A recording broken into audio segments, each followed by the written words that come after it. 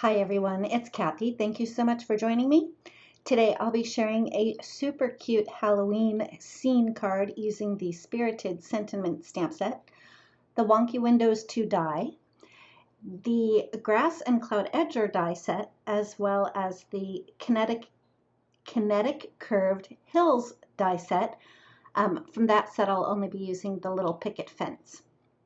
To start out, I did some ink blending onto a piece of Neenah Classic Crest cardstock with Wilted Violet Distress Oxide ink, and I wanted that to be up at the top.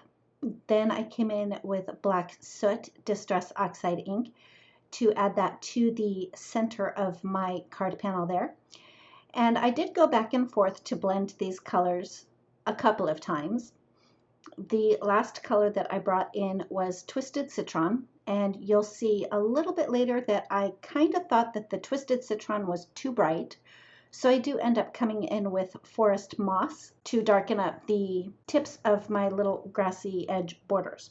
Anyway, moving right along, after I had that panel ink blended, I set it aside so that it had a chance to dry. And while that was drying, I stamped the three little ghosts from the Spirited Sentiment stamp set onto a scrap of white cardstock that I had. And I did fussy cut each of the ghosts. They were pretty easy to cut because the lines are pretty simple. One tip when it comes to fussy cutting is to move the cardstock more than the scissors. That helps get a cleaner edge, especially around curved areas. And even if you don't get a perfectly cut fussy cut, you can always go around the edge with a black marker, and that helps smooth out some of those edges. After that, my panel was completely dry, and I ran it through my die cutting machine with the Wonky Window 2 die. And then I had also die cut the picket fence from the Kinetic Curved Hills set from a piece of dark gray cardstock. I lined it up on the bottom panel from the Wonky Window just so I could see where I wanted to cut my little grassy edge border. That was when I decided that the Twisted Citron was a little bit too bright, so I did bring in that Forest Moss Oxide ink to add a deeper, darker color. And then I decided that I wanted to have a second grassy panel, so I ink blended another piece of scrap cardstock and ran that through with a different grassy edge die.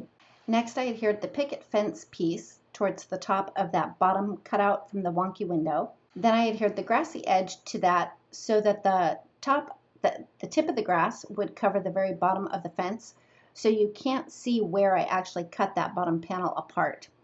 I did trim off the excess picket fence with my scissors so that I could piece it back into the frame from the Wonky Window 2 die. And when I went to piece it back into the frame, I noticed that I adhered my grass a little bit too high.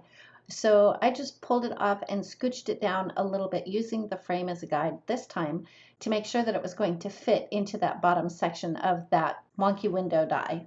Then I adhered my other grassy panel on top of that and trimmed off the excess with my scissors as well. Off screen, I decided to add some white splatter to the top purple piece and the two smaller middle pieces. And then on the top purple piece, I stamped the sentiment Happy Hauntings with VersaMark Ink so that I could do some heat embossing. After I stamped the sentiment, I coated it with detail white embossing powder and used my heat tool to melt it until it was nice and shiny. I did run the Wonky Window 2 die through my die cutting machine again with a piece of black cardstock so the frame would be different than my ink blended background. I adhered that to the front of a top folding A2 size note card that I had cut down from a piece of dark gray cardstock. I used liquid glue to paper piece those ink blended panels back into the die cut frame on the front of my card. And I did use some acrylic blocks just to make sure that the glue had a chance to stick and that my pieces would lay flat. After the glue had a chance to settle in a little bit on the very top and the very bottom, I adhered the two center pieces in and again set some acrylic blocks on top of that just to add some weight so the glue had a chance to grab on. I did add some foam tape to my little ghosties and then added them to the front of the card. After I had my little ghosties in place, I used a white gel pen to add some details to the picket fence. After I had finished adding the details to the picket fence, I decided that I needed to add something to those two little center panels. So I die cut the bats from the new Build-A-Graveyard die set from black cardstock and adhered those with liquid glue, and that's it. That finishes up my card for today. Thank you so much for joining me. If you like this video, please give it a thumbs up. If you've not yet subscribed, we'd love it if you would.